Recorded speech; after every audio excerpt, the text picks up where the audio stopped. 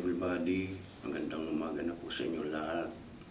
Ngayon po ay alas 12:35 na po ng madaling araw, July 27. Welcome po muli sa pag-resume natin ng ating live broadcast ng Sharpen Our Memory.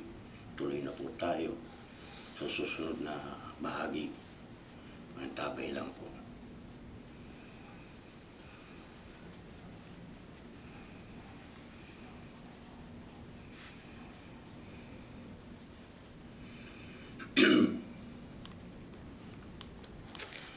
Unang 1, Kapitulo 5.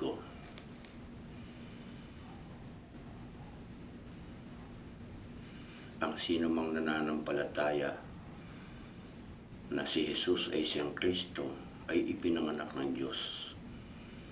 At bawat umiibig sa nanganak ay umiibig din naman sa ipinanganak niyaon. Dito'y nakikilala natin na tayo'y nagsisiibig sa mga anak ng Diyos. Pagka tayo nagsisiibig sa Diyos at slow connection at tinutupad natin ang kanyang mga utos, sapagkat ito ang pag-ibig sa Diyos, na ating tuparin ang kanyang mga utos, at ang kanyang mga utos ay hindi mabibigat.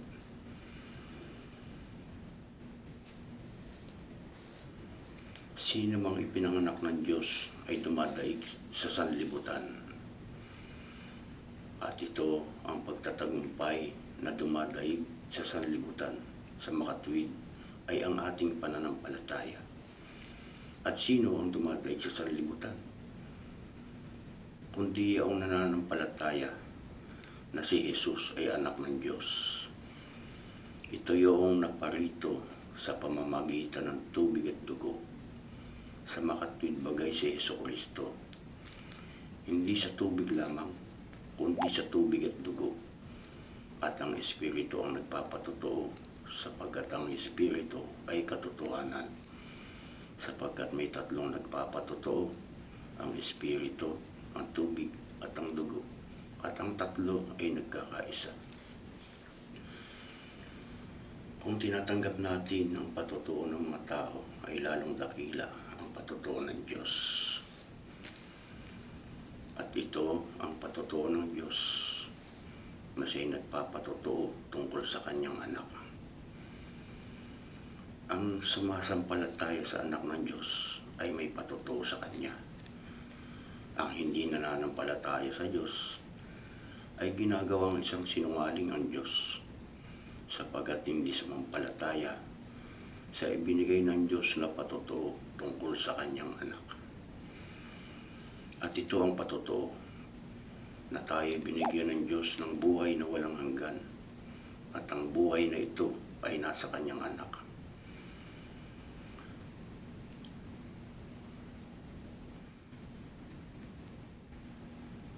Ang kinaroroonan ng anak ay kinaroroonan ng buhay.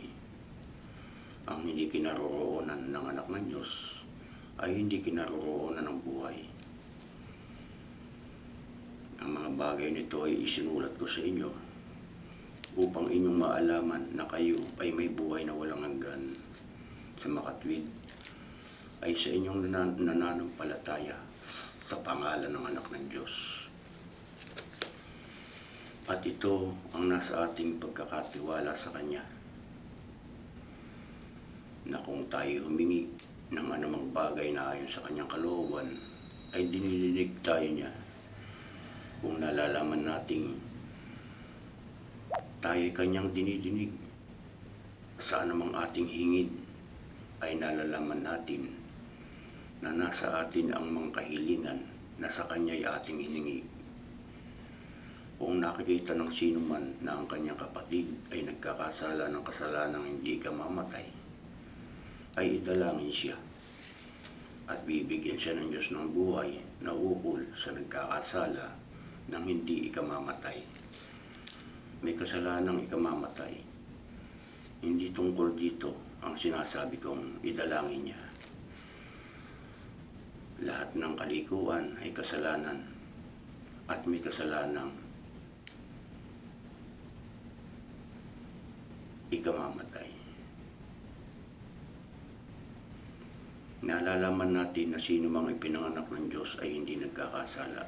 Datapwat ang ipinanganak ng Diyos ay nag-iingat sa kanyang sarili at hindi siya ginagalaw ng masama. Nalalaman natin tayo sa Diyos at ang buong sanlibutan ay nakahilig sa masama. At nalalaman natin na naparito ang anak ng Diyos at tayo binigyan ng pagkaunawa upang ating makilala siya na totoo at tayo nasa Kanya na totoo. Sa makatwid ay sa Kanyang anak na si Jesucristo.